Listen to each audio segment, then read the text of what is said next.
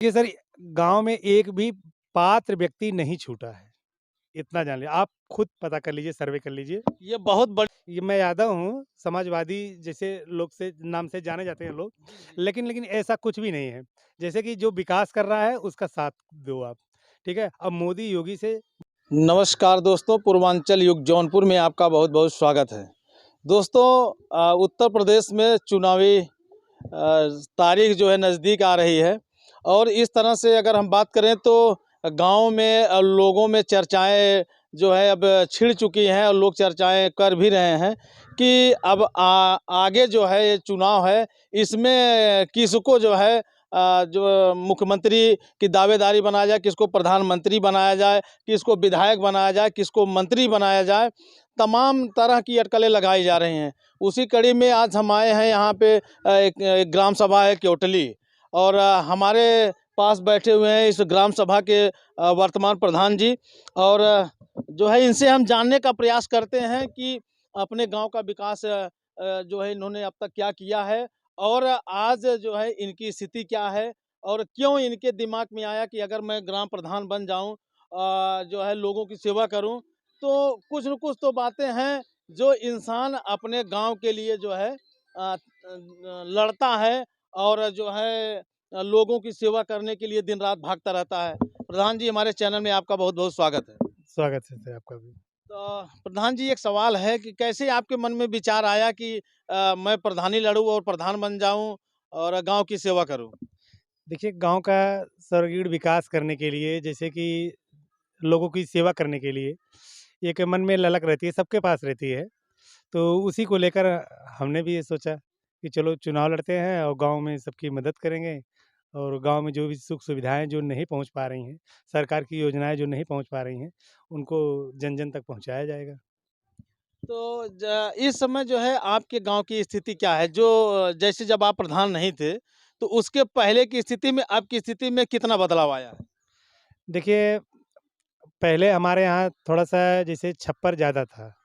ग्राम पंचायत जैसे राजस्व गाँव थे 2, तो उसमें विकास नहीं हो पाता था और जो प्रधान थे, वो जो ग्राम पंचायतें रहती थी, उनमें विकास होता था, इनमें विकास नहीं, इस पे कोई ध्यान नहीं देता था। लेकिन जब से हम हुए हैं, तो अवसर मिला है जब से हमको, तो यहाँ पे हमने 5-6 इंटरलॉकिंग लिया और 4 नाली लिया, खड़ंजा 6-7 खड़ंजा लिया और आवास जो है लगभग 130 उस आवास हमने लिया। अब तक के कार्यकाल में? अब तक के कार्यकाल में 130 आवास लगभग लिया और बकरी शेड, पशु शेड जो है ये 25 बकरी पशु शेड लिया, 160 सफ़ेद राशन कार्ड बनवाया, गाँव में विद्युतीकरण करवाया और हर घर शौचालय दिया, 300 कुछ लक्ष्य है हमारे शौचालय का और हमें अब नहीं दिखता कि इससे ज़्यादा विकास इस जो सरकार वर्तमान सरकार है इसके सहयोग से ही हो पाया है। इसके पहले और भी जो सरकारें थी उतना जैसे कि मनरेगा में उतना काम नहीं मिल पाता था और ये प्रधानमंत्री आवास योजना जो चली हुई है, इसका भरपूर लाभ बक्सा ब्लॉक में सबसे अधिक अपनी ग्राम पंचायत को मिला है। तो एक सवाल और है प्रधान जी, जैसे आए दिन एक बात वायरल होती रहती है कि गाँव के जो गरीब तबके के व्यक्ति हैं उनको आवास नहीं मिल पाता। उनको आवास नहीं मिल पाता, उनको जानकारी ही नहीं होती है कि वो लेना ही नहीं चाहते। देखिए, इसमें सबसे बड़ी भूमिका होती है ग्राम प्रधान की और सचिव की। जैसे कि गाँव के जो व्यक्ति होते हैं उनको ये नहीं पता होता है कि हाँ, कब ऑनलाइन खुल रही है, कब हमको अपने पोर्टल पे जाना है, उसमें डालना है, ऑनलाइन कब करना है, क्या तो उसमें और जो ग्राम प्रधान होता है, अगर वह भेदभावपूर्ण से काम करता है, तो फिर इसके लिए भी नहीं मिल पाता है। 2 रीज़न होता है, एक तो लाभार्थी को जानकारी नहीं होती है, दूसरा ग्राम प्रधान जो भेदपूर्ण रवैये से काम करता है। अगर या फिर वो पूरी तन्मयता से काम ना कर रहा हो। अगर अपने पूरे ताकत से अगर जिस तरीके से आदमी चुनाव लड़ता है, जो उस समय जोश उसके पास रहता है, उस जोश से अगर ग्राम पंचायत का विकास करना अगर शुरू कर दे वो, तो कोई भी गाँव ऐसा नहीं है कि जहाँ पे वो विकास ना हो जाए। अच्छा, आपके गाँव के किसी ऐसी व्यक्ति ने जो है आपसे शिकायत की या लोगों के द्वारा कोई आपको शिकायत ऐसा सुनने को मिला कि भैया प्रधान हमको आवास नहीं दिए? देखिए सर, गाँव में एक भी पात्र व्यक्ति नहीं छूटा है, इतना जान लीजिए। आप खुद पता कर लीजिए, सर्वे कर लीजिए। ये बहुत बड़ी बात है दोस्तों, आप सुन लीजिए। ये केवटली ग्राम सभा के प्रधान है, वर्तमान प्रधान है, और इनका कहना है, ये एकदम वीडियो में स्पष्ट कर रहे हैं कि एक भी पात्र जो है वंचित नहीं है आवास से।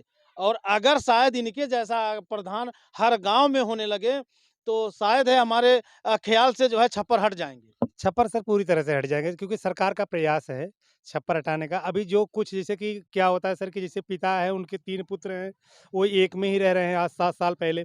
अभी अभी वर्तमान स्थिति में वो अलग-अलग रह रहे हैं। जब अलग-अलग रह रहे हैं तो उनको भी आवास चाहिए, पुत्रों को भी आवास चाहिए, अगर वो झोपड़ी डाल के कहीं रह रहे हैं। तो इस स्थिति में जैसे है, तो कुछ ही लोग जैसे कि अभी अलग हो पाए हैं, बाकी सबको आवास मिल गया है।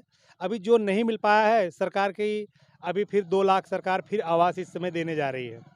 तो हम चाहते हैं कि जो भी हमारे ग्राम पंचायत में जो भी छूटे हुए लाभार्थी हैं, या जो भी अभी नए लाभार्थी तैयार हुए हैं, उनको भी हम जोड़ देंगे इस वर्ष। कोई भी नहीं बचेगा, 100% नहीं बचेगा हमारे यहाँ। हम चाहेंगे कि आप दर्शकों को आप अपना नाम बता दें और किस ग्राम सभा के आप प्रधान हैं, ये भी आप बता दें। देखिए सर, ग्राम पंचायत केवटली कला विकासखंड बक्सा, जनपद जौनपुर के हैं, और हमारे भाई साहब प्रधान हैं। इसके पहले हमारी पत्नी थी सर, ये दूसरा कार्यकाल है हमारा, तो कार्यभार हम ही देखते हैं। अनुभव आपको है, जानकारी आपको है। जी, बाकी जहाँ ज़रूरत पड़ती है तो भाई साहब भी जाते हैं। बाकी जैसे लोगों की समस्याओं को सुनना और उनको अवगत कराना और उस पे कार्य करना, ये सब काम होता है सर पहले हमारे। आप प्रधान पति रहे हैं तो सीधी-सीधी सी बात है कि सारा अनुभव आपको ही होगा। जी सर, पहले पहले हम थे, और पहले हमारी पत्नी थी, तो हम ही कार्यभार देखते थे, और अभी भाई हैं, तो अब भी हम ही देख रहे हैं। एक सवाल और है प्रधान जी आपसे कि इस समय जो चुनावी माहौल चल रहा है, इस बार क्या उम्मीद है कि लोकसभा में बहुमत किसकी होगी? देखिए, बहुमत मोदी की ही होनी चाहिए, क्योंकि डबल इंजन की सरकार है। जैसे कि अकेला चना भार नहीं फोड़ सकता है, जैसे एक बैल से खेत की जुताई नहीं हो सकती है, ठीक उसी प्रकार से जैसे कि राज्य सरकार में किसी की भी सरकार बन जाए, उसका विकास नहीं हो सकता है। जब तक केंद्र नहीं, जब केंद्र और राज्य दोनों हमारा टैक्स लेती हैं, तो दोनों ही टैक्स हमको देती भी हैं। नहीं तो अगर राज्य में कोई और रहेगा, केंद्र में कोई और रहेगा, तो केंद्र का टैक्स हमको नहीं मिल पाता है। केंद्र का जो योजनाएँ होती हैं, जो उसकी सुविधाएँ होती हैं, वो हमारे लिए फिर वंचित हो जाते हैं उससे हम। अभी दोनों सरकारें एक साथ मिलके काम कर रही हैं। आप देख ही रहे होंगे जितना स्ट्रक्चर तैयार हो रहा है अपने यूपी में ही, आप खुद जाके देखते होंगे, कभी किसी भी गाँव में आप जाते होंगे, शहर में जाते होंगे, रोड पे जाते होंगे, वहाँ पे लाइट की व्यवस्था, शौचालय की व्यवस्था, नाली, सड़क, खड़ंजा, कॉलोनी, राशन, जितनी सारी सुविधाएँ अभी इस समय मिल रही हैं, इसके 7-8 वर्ष, 10 वर्ष पूर्व में आप चले जाएँगे, जब ये योगी सरकार नहीं थी यहाँ पे। केंद्र में तो थे, लेकिन योगी सरकार नहीं थी, तो नहीं था।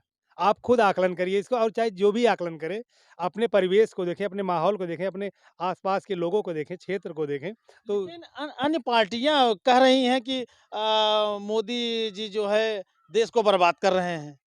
ऐसे इसमें कितनी सच्चाई है? देखिए, दूसरी कोई पार्टियाँ होती हैं, चाहे जिसकी भी पार्टी ले लीजिए आप, दूसरी पार्टियों में तमाम उसमें हकदार खड़े हो जाते हैं। उनके तमाम रिश्तेदार खड़े हो जाते हैं। लेकिन इसमें तो योगी जी के कोई रिश्तेदार हमको नज़र नहीं आता, ना तो मोदी जी के कोई रिश्तेदार नज़र आता है। अच्छा, और इनमें इनके लोगों के तमाम कंपनियाँ, तमाम फैक्ट्रियाँ, तमाम इनके जो अनुयायी लोग रहते हैं, उनके पास तमाम अकूत संपत्ति हो जाती है। लेकिन ये ऐसा तो नहीं सुनने में आया कि मोदी के भाई ने इतना अर्जित कर लिया है, योगी के भाई ने इतना अर्जित कर लिया। अब अगर इनके जैसा कोई काम भी कर भी नहीं पाएगा। रियली जो मैं यादव हूँ, समाजवादी जैसे लोग से नाम से जाने जाते हैं लोग, लेकिन ऐसा कुछ भी नहीं है। जैसे कि जो विकास कर रहा है उसका साथ दो आप, ठीक है? अब मोदी, योगी से बेहतर कोई विकास नहीं कर पाएगा। हमने अपनी ग्राम पंचायत में जितना काम किया है, आप गाँव की जनता भी हैं, इन लोगों से भी पूछ लीजिए कि सारा काम जो है, सारा श्रेय जो है सरकार को ही जाता है, क्योंकि हम अपना गेहूँ, धान बेच के तो विकास करते नहीं। सरकार की जब योजनाएँ चलती हैं, जैसे कि वृद्धा पेंशन हुआ, पहले 300 आती थी, अभी 1000 आती है। विधवा पेंशन है, और विकलांग पेंशन है, और जो भी है, जो ये लोगों का राशन है, लीकेज जितना था, पहले तो पाइप खेत में डाल देते थे, पानी यहाँ से चालू कर देते थे, लेकिन इतना ज़्यादा उसमें छेद रहता था, इतना ज़्यादा लीकेज रहता